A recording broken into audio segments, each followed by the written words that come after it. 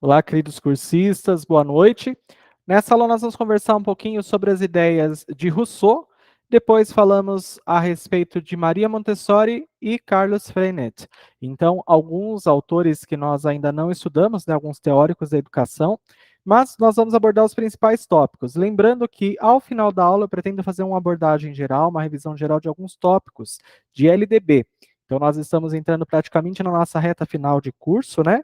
Alguns dias aí ainda nos restam, mas a gente já vai focando exatamente no que vocês mais vão precisar para que possam, então, fazer uma boa prova.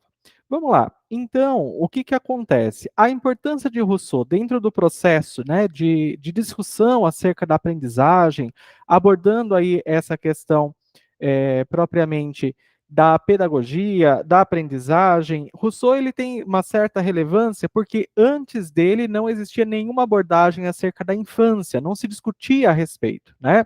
Então, o que, que nós temos, né? Rousseau, ele traz a questão aí da infância para a parte central das discussões. Ele começa a refletir a respeito da infância.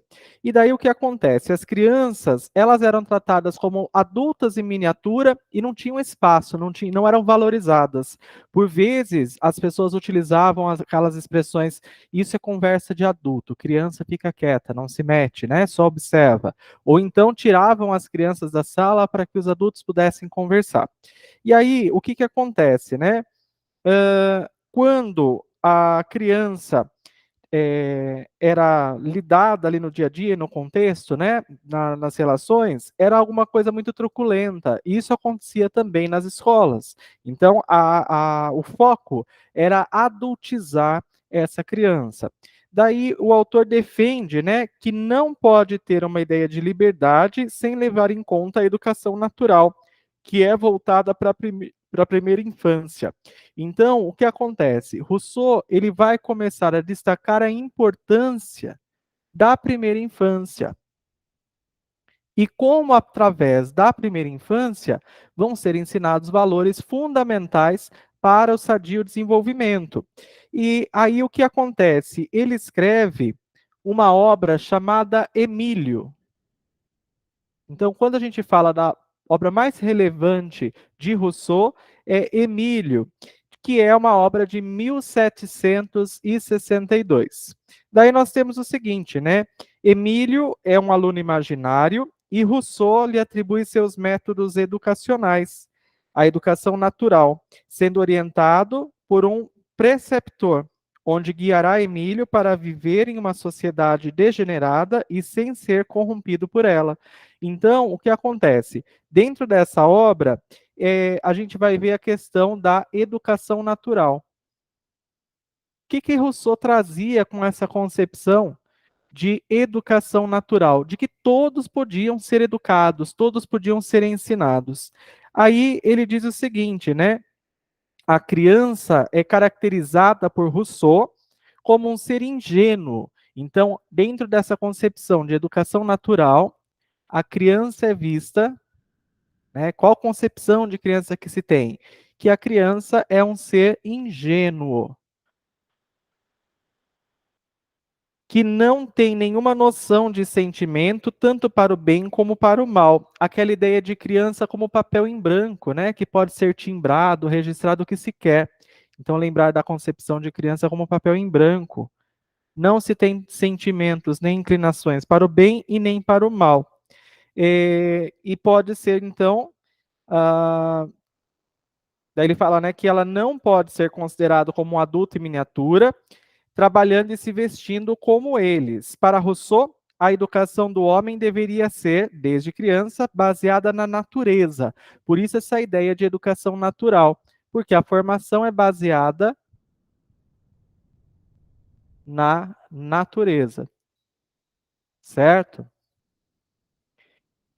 O único hábito que devemos deixar que a criança pegue é o de não contrair nenhum. Segundo o filósofo, o professor não deve ensinar nada à criança, mas apenas ser um norteador, deixando, né? Perdão. Ser um norteador dos conhecimentos dos alunos sem fazer exigência, apenas deixando o aluno fazer tudo o que tem vontade, dando a ela aquilo que necessita, sem interferir em absolutamente nada, deixando-a sentir tudo o que há no meio em que está incluída, sendo livre para ver, cheirar, tocar, sentir diversos sabores e sentir a experiência da dor, para que assim ela possa conhecer não apenas o seu corpo, mas também o mundo no qual ela está inserida. Então vamos lá, ó. A criança, segundo esse princípio da educação natural, o que ele defende, né? Que o papel do professor é apenas, né, ser um norteador. Então, o professor vai apontar, né? Vai apontar direções para essa criança. Porém, ele vai deixar que o contato com o meio faça com que essa criança seja educada. Parece um pouquinho que dialoga com as ideias de Vygotsky, né? Mas o que acontece? Vygotsky fala das intervenções que são necessárias para tirar a criança da zona de desenvolvimento, trabalhar a criança dentro daquela zona de desenvolvimento proximal, né? Onde ela está e onde ela pode chegar. Aqui, então, em Rousseau, o papel do professor é apenas de norteador, que não faz intervenções. Então, é importante a gente lembrar, ele não faz intervenções e deixa com que as experiências, as vivências, até mesmo a dor dessa criança, nesses contatos que ela tem, possam fazer com que ela aprenda. Então, o professor não faz intervenções, né?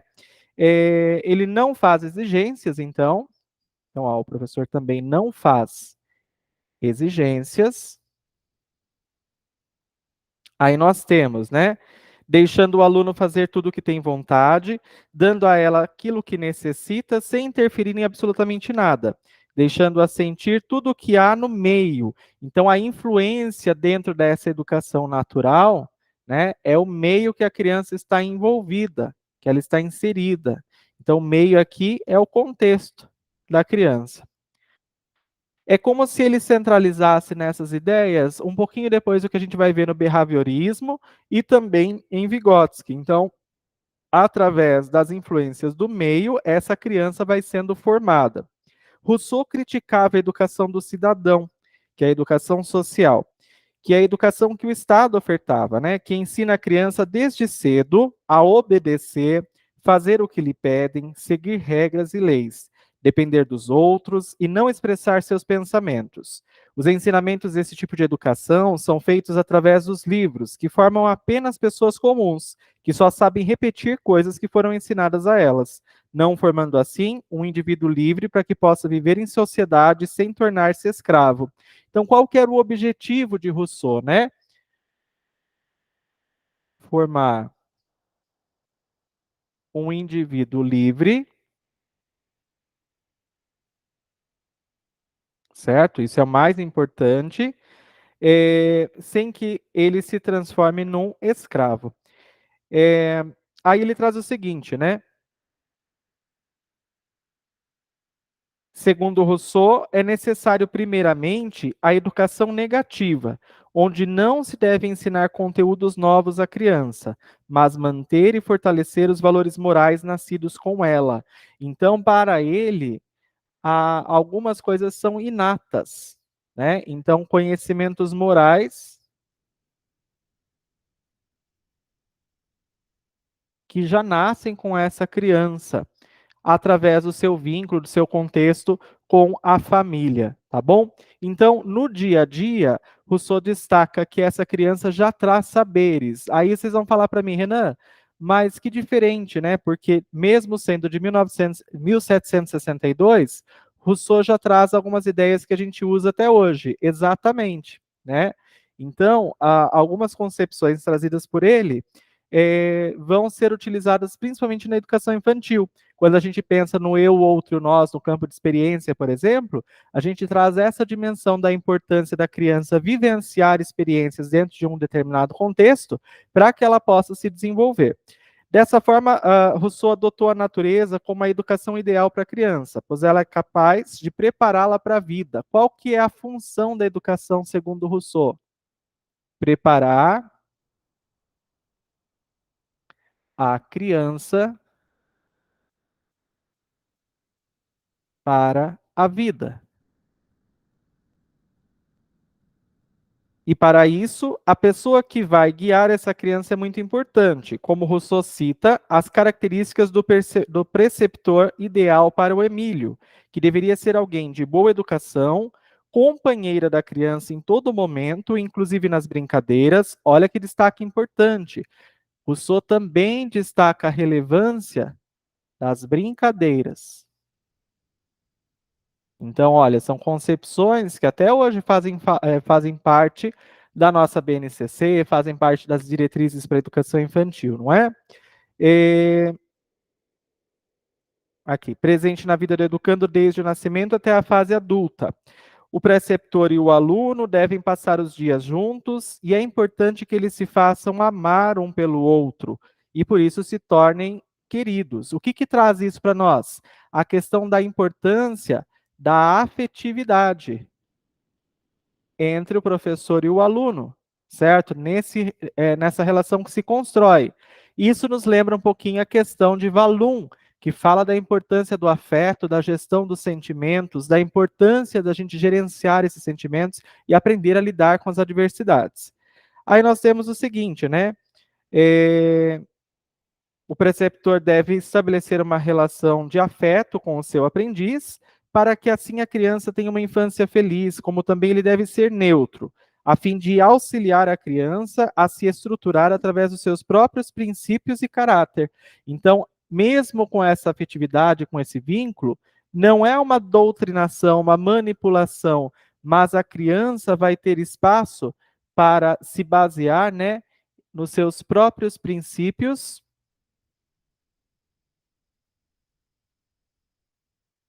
e caráter.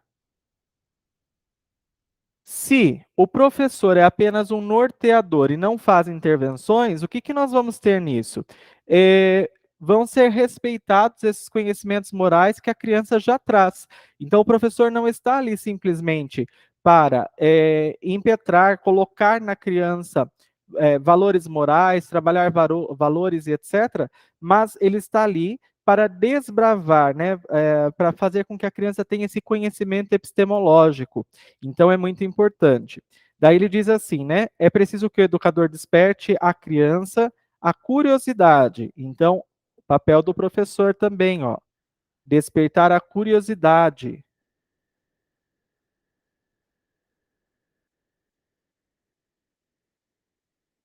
Despertar a curiosidade da criança. Lembra um pouquinho as concepções de Rubem Alves, né, que fala muito da questão da criança ser curiosa. E daí entende-se que a criança vai formular, a partir da curiosidade, a criança vai formular seu próprio entendimento. Hoje a gente ainda tem essa concepção presente na BNCC e no currículo paulista, por exemplo, quando a gente fala da criticidade do aluno, da importância desse aluno ser crítico e criativo, não é? Em suma, podemos dizer que a educação das crianças deve ser de forma natural, onde haja o respeito pela mesma e pelos seus limites, não ensinando coisas que as crianças não estejam prontas para aprender, mas sim apenas possibilitando que elas experimentem coisas diferentes. Então, fala aqui, segundo na concepção de Rousseau, em experimentar, eu já vou subir a câmera, coisas diferentes. Então, da importância da criança ter vivências, né? E a partir de então, dessas vivências, essa criança vai desbravando o mundo. Então, adquirindo aí, então, de acordo com sua fase de vida, com suas experiências e de acordo com as suas necessidades. O que Rousseau também considera?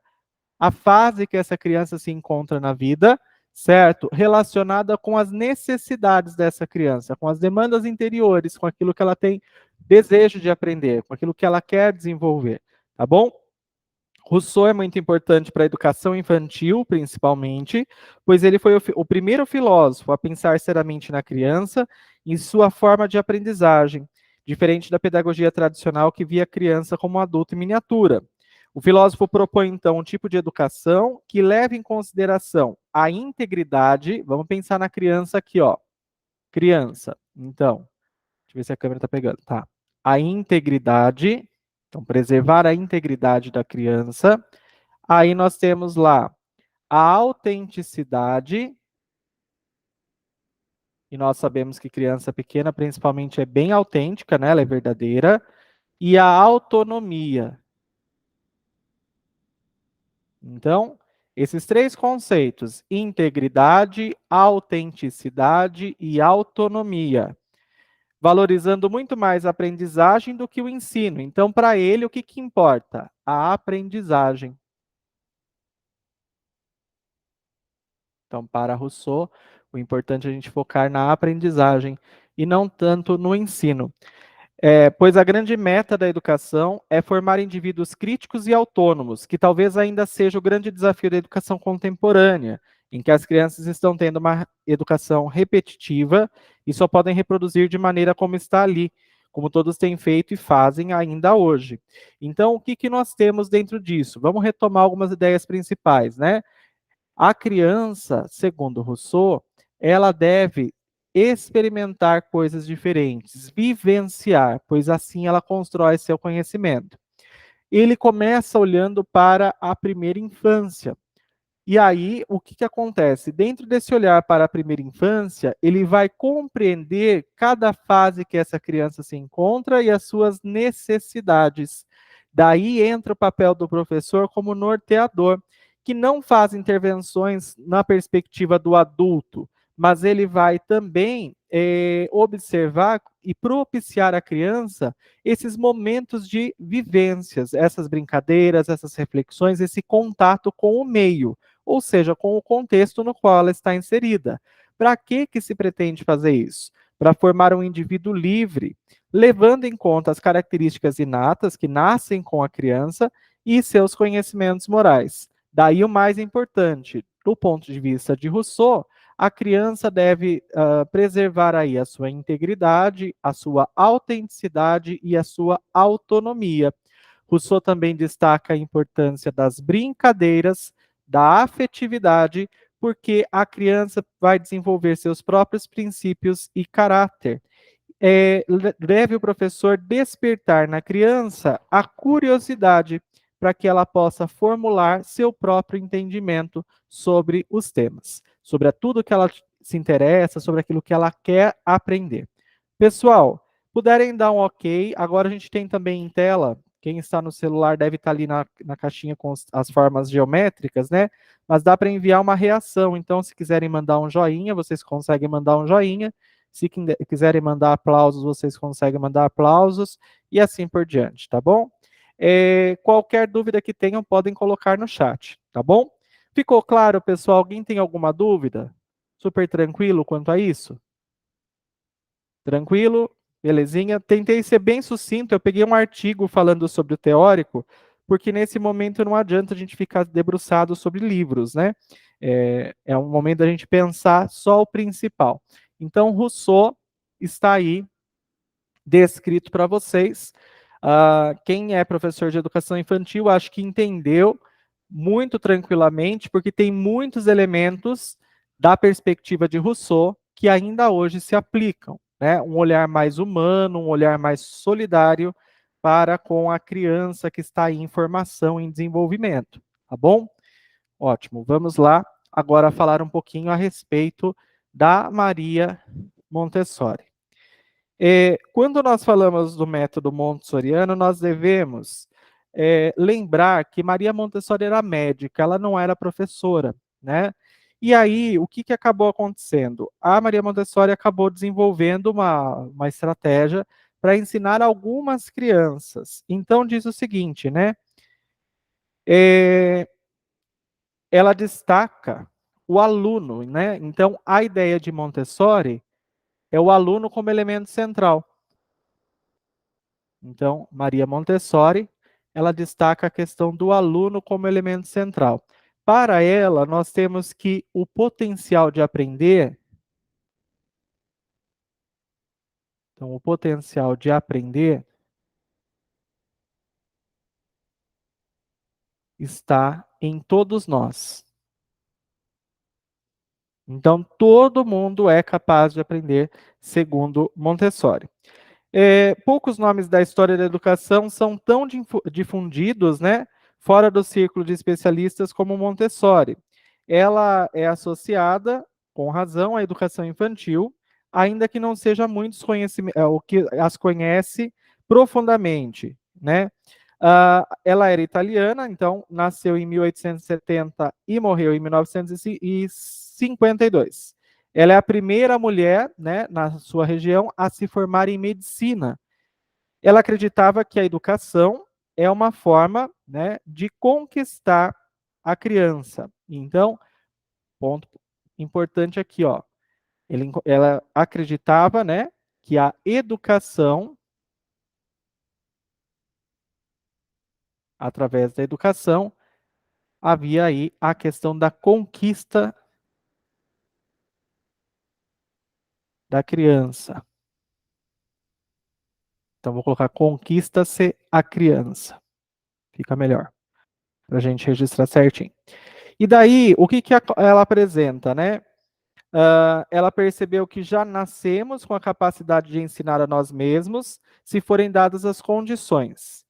Então, ela trabalha a perspectiva da individualidade, então, os principais pontos da teoria dela. A questão da individualidade, que nós somos seres individuais, né? E aprendemos cada um a seu modo e a seu tempo. Depois, temos lá a questão da atividade, somos seres de movimento. E depois a questão da liberdade.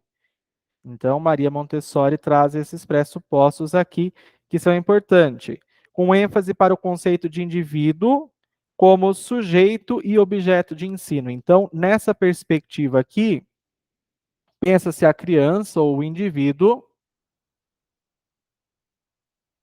tanto como sujeito, tanto como objeto de ensino.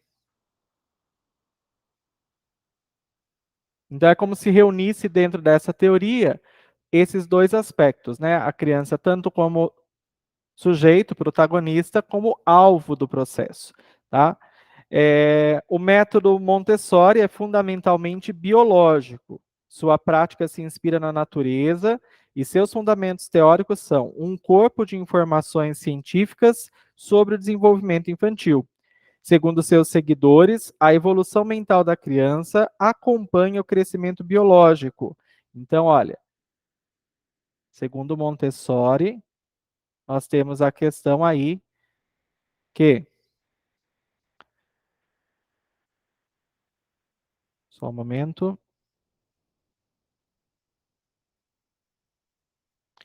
vamos pôr aqui, evolução mental e crescimento biológico. Então, a gente pegaria mais ou menos as ideias de Piaget, falando a respeito das fases de desenvolvimento, né, da questão do crescimento, da mudança que essa criança se submete. Daí ela fala que o objetivo dessa educação e o objetivo da escola, né, o objetivo da escola é naturalmente uma formação integral, que a gente está voltando a falar agora também na BNCC, né? Formação integral e uma educação para a vida. Então é isso que ela defendia, né? Uma educação para a vida. Então a importância da boa formação, né? Desse aluno ter acesso aí a elementos que dialoguem com a sua realidade.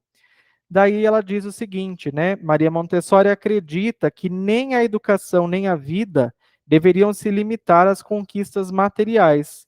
Então, nenhuma nem outra deveriam se limitar às conquistas materiais. Os objetivos individuais mais importantes seriam encontrar um lugar no mundo, desenvolver um trabalho gratificante e nutrir paz e densidade interiores para ter capacidade de amar. A educadora acreditava que esses seriam os fundamentos de quaisquer comunidades pacíficas, constituídas de indivíduos independentes e responsáveis. Então, a educação para a formação de indivíduos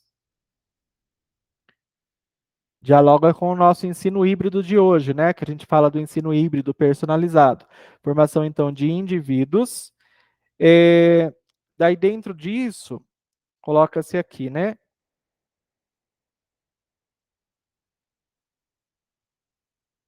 Independentes e responsáveis.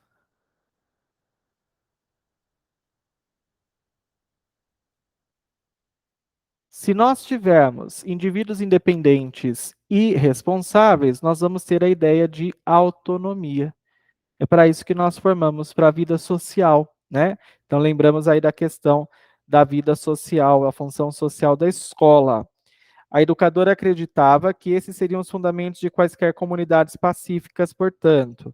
Quanto aos ambientes de liberdade, ao defender o respeito às necessidades e aos interesses de cada estudante, também é interessante, né? A gente pensar aqui na questão do aluno e os seus interesses, porque senão não tem como ensinar. Se a criança não tiver interesse sobre aquele assunto, não dá certo a gente ensinar, né?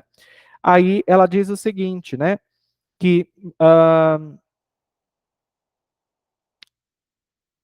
deixa eu seguir aqui. Os estágios de desenvolvimento correspondentes, né, às faixas etárias. Montessori argumentava que seu método não contrariava a natureza humana e, por isso, era mais eficiente do que os tradicionais. Os pequenos conduziriam o próprio aprendizado e ao professor caberia acompanhar o processo e detectar o modo particular de cada um manifestar o seu potencial.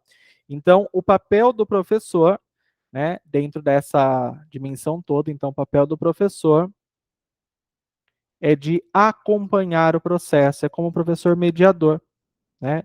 Então o professor, cabe a ele acompanhar esse processo.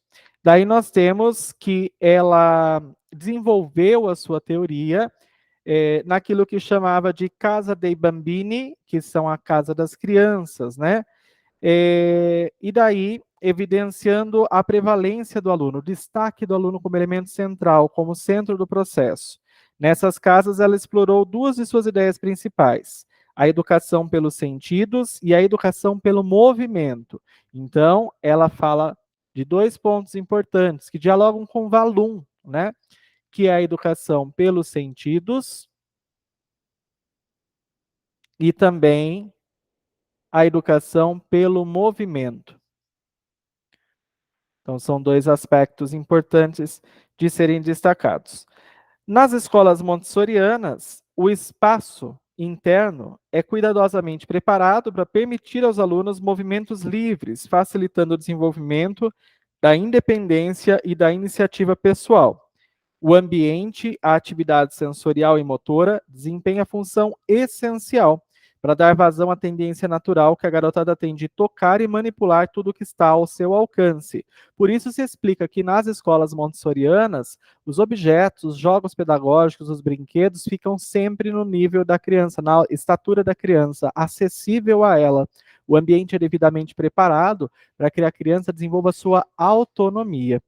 Daí nós temos o seguinte, né? A criança ama tocar os objetos para depois poder reconhecê-los. Muitos dos exercícios desenvolvidos pela educadora, hoje utilizados largamente na educação infantil, objetivam chamar a atenção dos alunos para as propriedades dos objetos: tamanho, forma, cor, textura, peso, cheiro, barulho. Aí a gente pensa lá, né?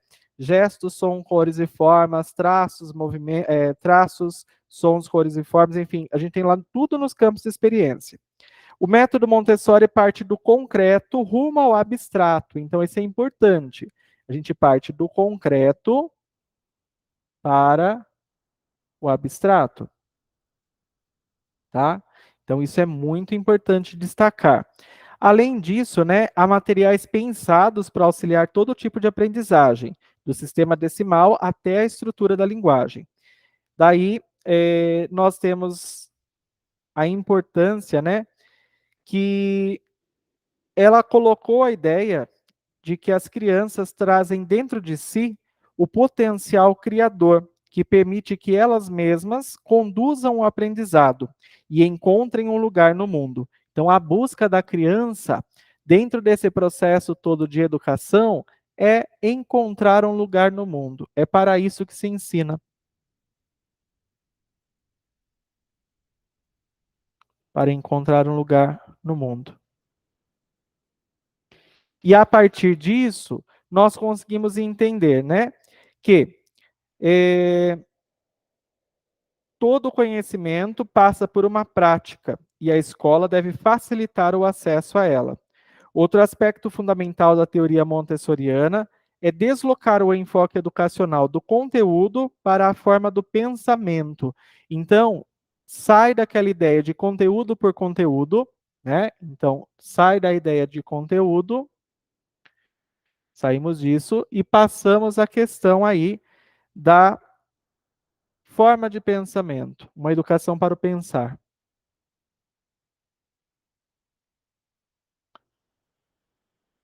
Muito bem. As críticas mais comuns que o montessorianismo recebe refere-se ao enfoque individualista e ao excesso de materiais e procedimentos, o que dificultaria a adaptação ao mundo real, né?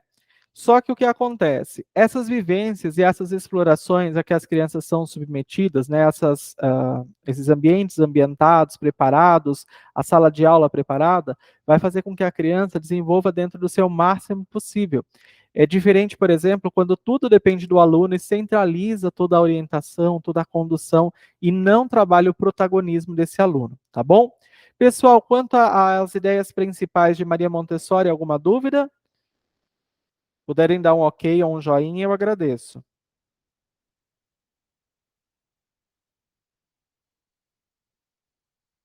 Leandra, quiser colocar a participação no chat, ergueu a mão, não sei se é dúvida ou se clicou errado. Ah, perfeito, sem problemas. Então, gente, quando a gente pensa nas ideias de Montessori, lembra da questão do aluno como elemento central e dos interesses dele. Então, há um respeito àquilo que realmente o aluno se interessa, tá bom? Então, a gente deve pensar sempre nessa perspectiva. O que será que esse aluno quer? O que será que ele deseja? Aí também ela destaca a ideia do potencial de aprender, dizendo que todos são capazes, então está em todos nós. A educação é por onde conquista-se a criança, então onde a gente vai fazer com que essa criança entenda da necessidade de aprender, que ela entenda, por exemplo, que ela precisa, né, descobrir e desbravar o mundo. Aí trabalha-se na perspectiva, que é elemento central, da individualidade, também do movimento através da atividade e preserva-se a liberdade natural da criança. A escola visa a formação integral, certo? Entende-se a criança, portanto, como um indivíduo, tanto como sujeito do processo, tanto como objeto do ensino. Cabe ao professor acompanhar o processo de ensino-aprendizagem. A educação deve propiciar indivíduos independentes e responsáveis, conduzindo-os para a autonomia, partindo do concreto, né, do toque ali, da exploração sensorial, para o abstrato, desenvolvendo o pensar. E aí, para que se ensina? Para que a criança possa encontrar um lugar no mundo. Sai do enfoque tradicional do conteúdo pelo conteúdo, passando-se, portanto, ao pensamento. Por isso que sai do concreto e vai para o abstrato. Tá bom, pessoal? Momentinho só e a gente já segue agora falando sobre Freinet.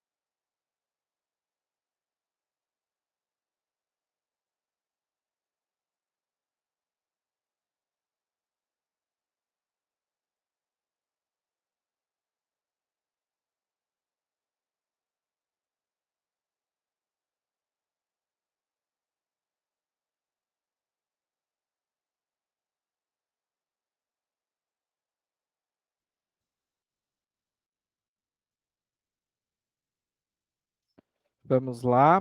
Deixa eu só abrir o meu arquivinho aqui e a gente já vai falar um pouquinho sobre Freinet.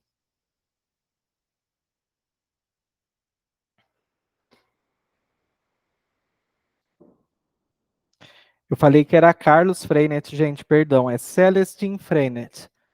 Então, Celestin Freinet, certo? Esse é o teórico, né? E aí nós temos o seguinte, ele diz o seguinte, vamos lá. Então, ele é um protagonista, né, na primeira metade do século XX. Então, é o teórico que vai ser da realidade do século XX. E ele tem uma proposta de pedagogia popular. Ele vai trabalhar com a proposta, com a ideia, né, de pedagogia popular. As suas ideias vão estar dentro daquilo que nós conhecemos por escola nova ou escola novismo. Pretende-se em caráter. Não, perdão. Então, escola novismo. Ele desenvolve sua pedagogia em um cenário de profundas desigualdades sociais. Então, o que acontecia no período que ele desenvolve as suas teorias? A Primeira Guerra Mundial, certo? Então, a Primeira Guerra Mundial era o contexto histórico onde ele se baseou, né? E também a Segunda. Então, ele teve uma luta muito firme para a construção de uma pedagogia popular, com o intuito de aniquilar todos os resquícios de uma educação que possa alienar e dar continuidade à exploração e à desigualdade social proporcionada pelo sistema capitalista. Por ter contestado o sistema socioeconômico e político da época, o autor sofreu diversas repressões e perseguições. Então, a teoria que ele defende, né, que Freinet defende, ela é construída, então, é construída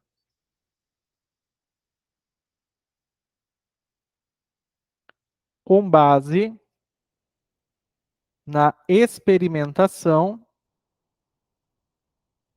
Então, ela é construída com base na experimentação e documentação, registro, né?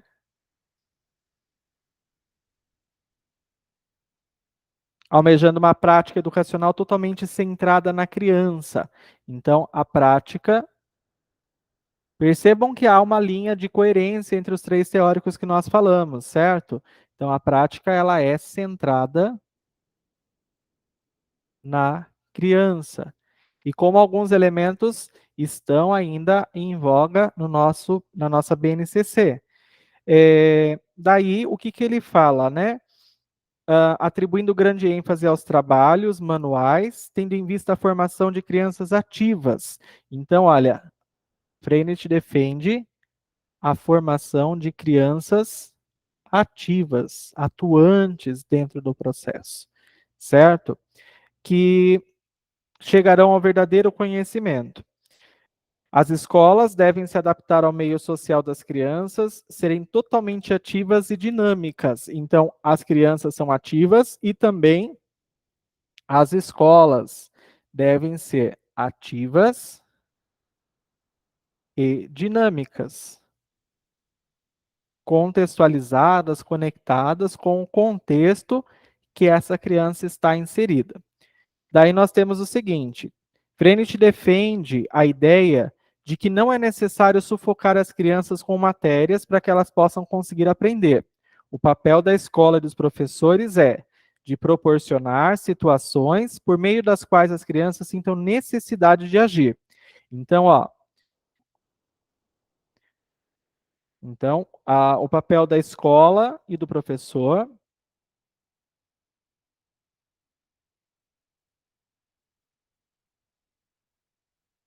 qual é? Proporcionar situações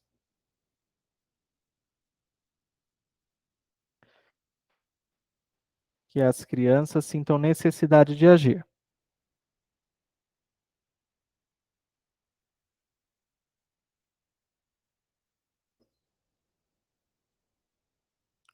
certo? Então, o que que a gente percebe? Olha que interessante isso daqui. Quando a gente tem na BNCC agora, resolver problemas complexos da vida cotidiana, proporcionar situações que as crianças sintam necessidade de agir. É mais ou menos aquilo que embasa a nossa BNCC agora. Daí o que que acontece, né?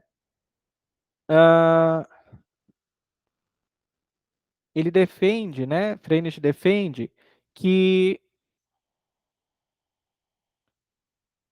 o foco seja a descoberta, levar a criança a vivenciar as descobertas de algo que consegue despertar o seu interesse. Pensando na efetivação de uma escola ativa, o método do autor visava satisfazer as necessidades da criança. A gente pensa um pouquinho sobre a psicologia da educação, né? Então, satisfazer as necessidades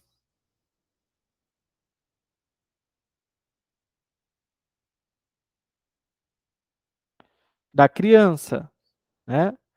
Ao mesmo tempo educá-las, fortalecendo assim todos os elementos que venham a contribuir à formação e o total desenvolvimento dos alunos. Então, o foco era o total desenvolvimento dos alunos. Nós lembramos do desenvolvimento integral, né, que nós falamos aí na BNCC e no currículo paulista.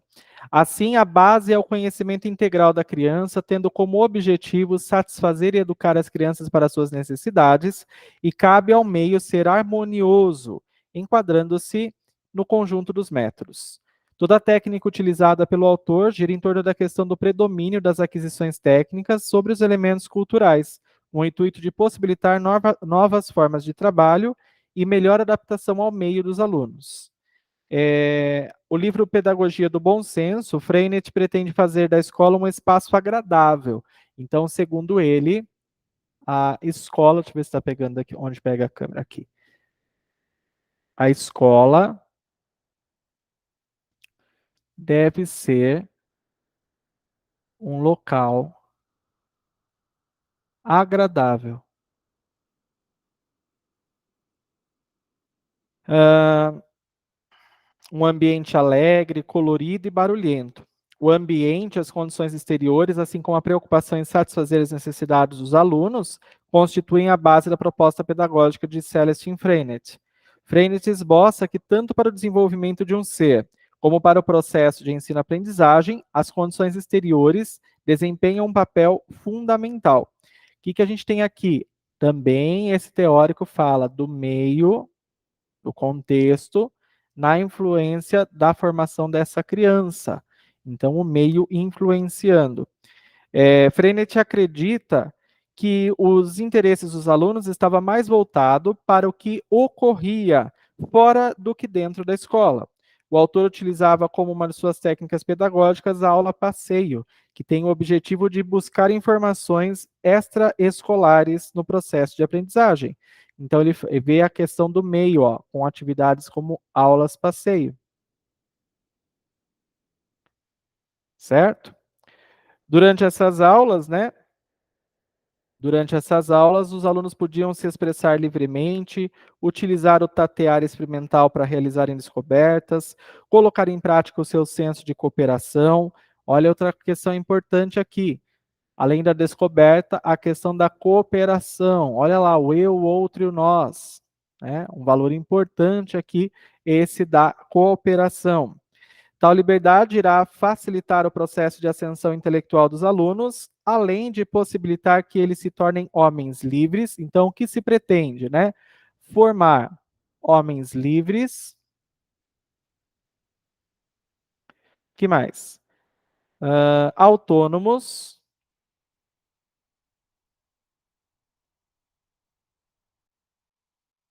autônomos, responsáveis,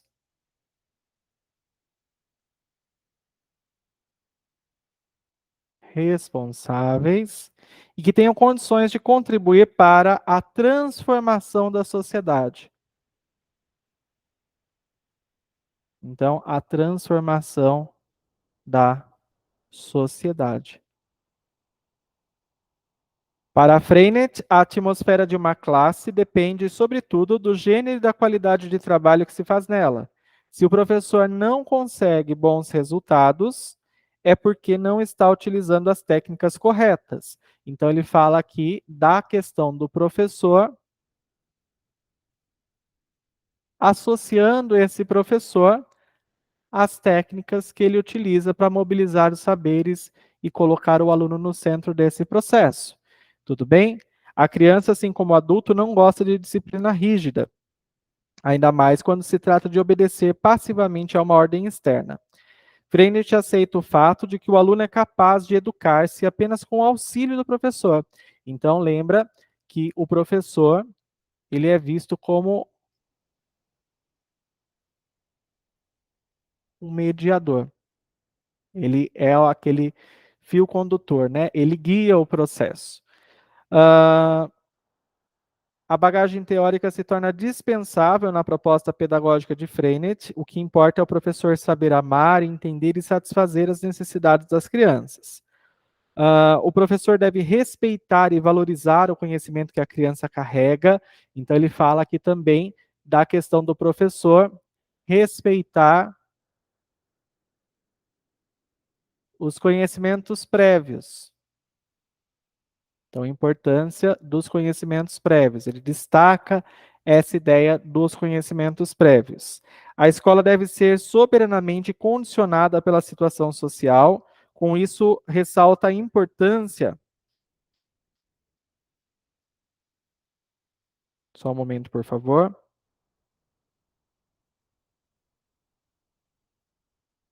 Sim. Então, o centro da escola já não é o professor, mas é a criança. A função educativa, de acordo com Freinet, tem a obrigação de respeitar o conhecimento oriundo do cotidiano. A função educativa não está, de modo algum, confinada às paredes da escola. A escola deve ser soberanamente condicionada pela situação e a importância do conhecimento do cotidiano no processo de aprendizagem. Então, ele diz muito respeito à importância da gente conhecer o contexto que esse aluno está inserido. Então, levar em consideração a questão dos interesses, levar em consideração o contexto que essa criança está inserida. Daí o professor ter contato com o meio que essa criança está inserida. Pessoal, deu para captar um pouquinho das ideias de Freinet, pelo menos a grosso modo? Percebam que essas ideias, né, dos teóricos que nós conversamos, elas dialogam entre si, não são coisas totalmente diferentes, muitos elementos aqui reforçam, né, coisas que nós já discutimos. O que a gente tem de grande diferente aqui, né, de grande diferença? Freinet traz a questão da criança ativa. Então, essa discussão acerca de metodologias ativas que a gente vê hoje, é uma preocupação antiga, não é uma preocupação recente, de que a criança também aprenda fazendo, que a criança tem espaço para se mexer, para a criança tem espaço para experimentar, para criar, né? Qual que é a função? Eu acho que isso daqui é muito interessante, muito importante para a gente compreender as ideias do autor, que é proporcionar situações que as crianças sintam necessidade de agir, resolver problemas complexos da vida cotidiana. Além disso, a importância da descoberta, quando a criança é sensibilizada, quando a criança é valorizada e levada à descoberta, ela consegue aprender através da cooperação, porque daí a gente vai conseguir formar os homens livres, autônomos e responsáveis. Daí, dentro dessa perspectiva, a gente lembra da questão da formação integral do aluno, né? Só se consegue obter a formação integral do aluno nos nossos dias, conforme a gente tem na Base Nacional Comum Curricular, quando nós tivermos esse trabalho voltado aí para a cooperação mútua, porque nós temos que formar agentes de transformação. Então, a transformação da sociedade depende da ação desses alunos na sua realidade, no seu contexto. Deve-se lembrar que todos nós trazemos saberes, todos nós trazemos conhecimentos que estão dentro, internalizados, né, desde quando nós estamos ali em contato com a nossa família, no seio da nossa comunidade. E cabe ao professor aplicar as técnicas certas para levantar esses saberes e trabalhar, contextualizar todos eles, tá bom? Tudo ok, pessoal? Tranquilo? Puderem dar um ok para mim, eu agradeço. Mais fácil, né? Esse joinha. Resolve a nossa vida. Só um momentinho, a gente já vai fazer uma revisão aí acerca de LDB, tá bom? Dos elementos principais.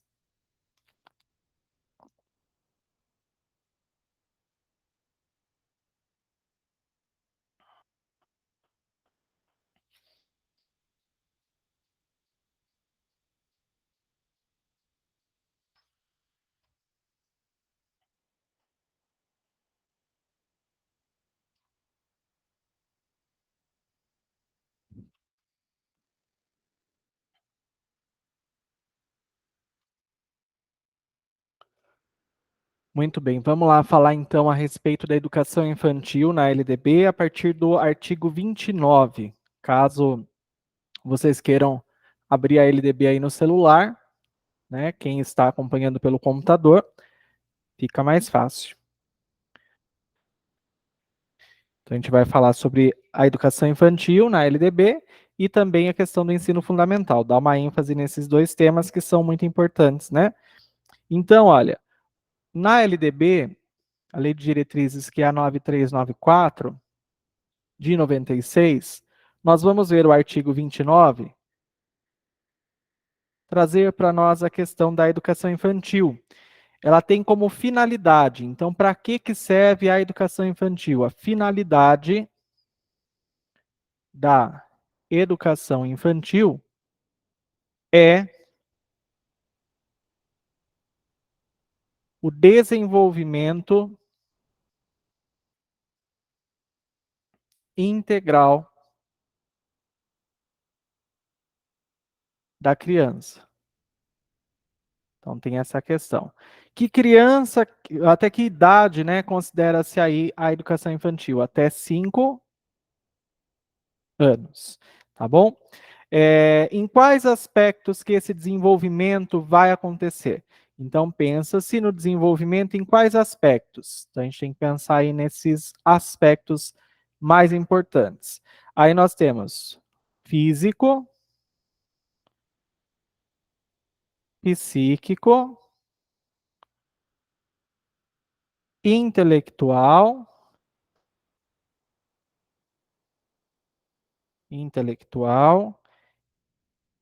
e social. Complementando, daí a gente tem, ó, essa informação é importante, ela complementa. Então, complementa a ação da família e da comunidade. Isso é importante porque nos leva lá ao início da nossa LDB, que diz o seguinte: no artigo 2º, né? Diz lá, a educação, olha a visão que se tem de educação, é dever da família e do Estado. Olha lá. Complementar a ação da família. Aqui a gente entende a importância da parceria que deve haver entre a família e a escola, certo? Daí nós temos o seguinte, né? Como que se estrutura a educação infantil? Então, a educação infantil, ela está estruturada, né? Ela está organizada em creches ou entidades equivalentes, né? Para crianças até 3 anos. Só reposicionar a câmera, um momentinho só. Então, para crianças até 3 anos. Daí nós temos também pré-escolas. Pelo amor de Deus, gente, não confunda. Certo? Então, pré-escolas, aí nós temos a idade de 4 a 5 anos. Por que de 4 a 5 anos? Porque com 6 anos a criança vai para o ensino fundamental. Tá bom? Então vamos lá. A educação infantil, então, no artigo 31, é trazido para nós que a educação infantil, ela vai ter a avaliação, né? Quanto à avaliação, então, avaliação mediante acompanhamento e registro. Então, acompanhamento e registro. Focado não no comportamento, né, gente, mas no desenvolvimento da criança. Então, focado no desenvolvimento da criança. Além disso, né, o que nós vamos ter mais? A questão da carga horária. A carga horária continua a mesma base, né? Então, carga horária tem que ser de 800 horas no mínimo, né? 800 horas, no mínimo por 200 dias letivos, certo? De efetivo trabalho. Aí nós temos a questão do atendimento, né? Importante a gente pensar no atendimento. Aí as formas de atendimento. Se nós tivermos um atendimento de 4 horas diárias, nós vamos ter o que a gente chama de turno parcial.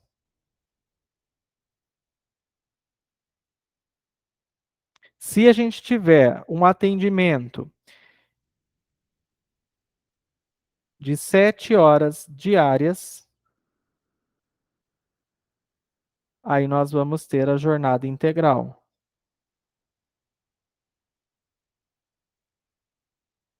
Certo? O controle de frequência fica a cargo da instituição de educação pré-escolar, exigida a frequência mínima. Olha lá, importante lembrar. A frequência mínima na educação infantil, frequência mínima, é de 60% do total de horas. Então, 60% de 800, certo? Documentação, então, cabe à escola expedir, né, os documentos que atestem os processos de desenvolvimento. Então, olha lá, vamos lembrar que nós estamos falando de educação infantil. Para que serve a educação infantil, né? Então, é importante a gente lembrar desses detalhes. Para que serve a educação infantil? A educação infantil, ela visa ao desenvolvimento integral da criança até os 5 anos de idade, porque com 6 anos de idade, essa criança passa para o ensino fundamental. Como que está organizada a educação infantil? Em creches para crianças até 3 anos e em pré-escolas para crianças de 4 a 5 anos de idade. Aí nós temos o seguinte, né? A forma de avaliação na educação infantil são os acompanhamentos e registros, os relatórios de desenvolvimento da criança. Então, o foco é o desenvolvimento. A carga horária é de 800 horas, da mesma forma que no fundamental, distribuídos no mínimo em 200 dias letivos. Se no calendário tiver 201, 210, 220, não tem problema. Não pode ter menos do que 200 dias de efetivo trabalho escolar. O atendimento de 4 horas diárias é chamado de turno parcial. Já 7 horas diárias, jornada integral. Tá bom? Lembrando, quando a gente fala de desenvolvimento, quais são os aspectos que são considerados? Aspecto físico, psíquico, intelectual e social. Aí a gente deve lembrar da frequência mínima, que é de 60%. Já no fundamental, a gente lembra que é 75%, certo? Por isso que são diferentes algumas anotações, considerações aí. Tudo bem? Bom, daí nós passamos a falar aí da seção terceira sobre o ensino fundamental. Vamos lá.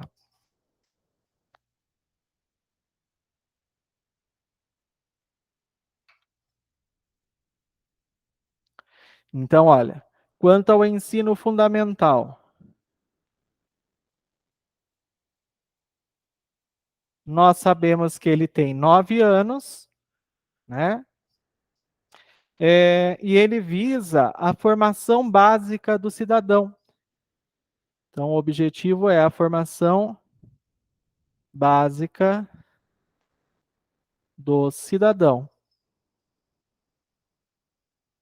Aí nós temos, né, que o objetivo, né, que se tem, né, o desenvolvimento da capacidade de aprender, então a autonomia, né, capacidade de aprender, então desenvolver esse aluno para a autonomia, daí o foco, né, pleno domínio da leitura,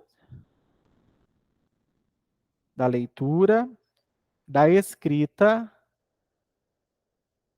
e do cálculo. Depois, a questão da compreensão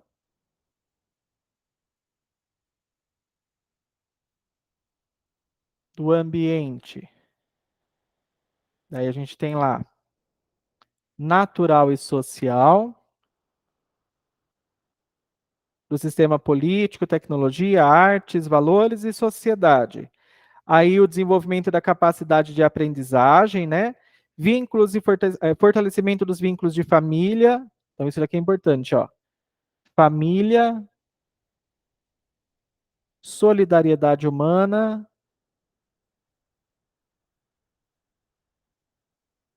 e tolerância, né? Cultura de paz, isso é trabalhado.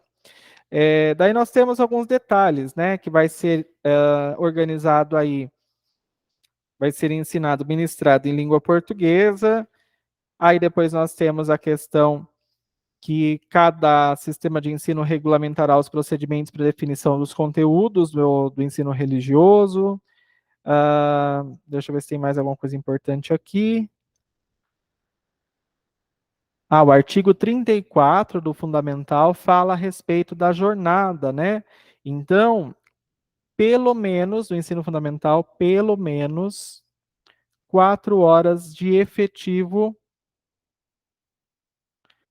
trabalho em sala de aula, tá bom? E aí a ideia é ampliar a permanência desses alunos. E aí nós temos que o ensino fundamental será ministrado progressivamente em tempo integral a critério dos sistemas de ensino. Então, gente, esses tópicos são fundamentais. Carga horária, mesma coisa, mínimo de 800 horas, organizadas em 200 dias letivos, certo? Frequência exigida, 75% para aprovação. Então, esse aluno pode ter até 25% de faltas. Se são 200 dias letivos, a gente tem que fazer lá o cálculo, né? De 25% dos 200 dias para você saber quantos dias de falta que esse aluno pode ter, tá bom? Bom, é isso, gente. Em suma, a nossa aula está aí, foi um geralzão, né? A respeito da parte pedagógica que faltava a gente mencionar. E a gente segue na semana que vem, nessa reta final do nosso cursinho, tá bom? Alguma dúvida, pessoal? Ajudo vocês em algo mais? Ou tá tranquilo? Puderem dar um joinha aí ou um ok no chat, eu agradeço. Esse negócio do joinha eu gostei dele, viu? Bem prático. Tudo tranquilo? Perfeito. Então, bons estudos para vocês. Qualquer dúvida é só encaminhar no WhatsApp até segunda-feira na próxima aula, tá bom? Pode deixar que eu vou verificar a questão dos gabaritos para vocês, tá certo? Muito obrigado e ótimo descanso a todos. Se vocês puderem, só me manda certinho quais são os exercícios tantos que eu não dei o gabarito ainda. Se vocês puderem mandar para mim no WhatsApp, que é muita coisa na cabeça agora com a volta do trabalho, daí eu não esqueço de nenhum, tá bom? Ótimo descanso para vocês. Bons estudos.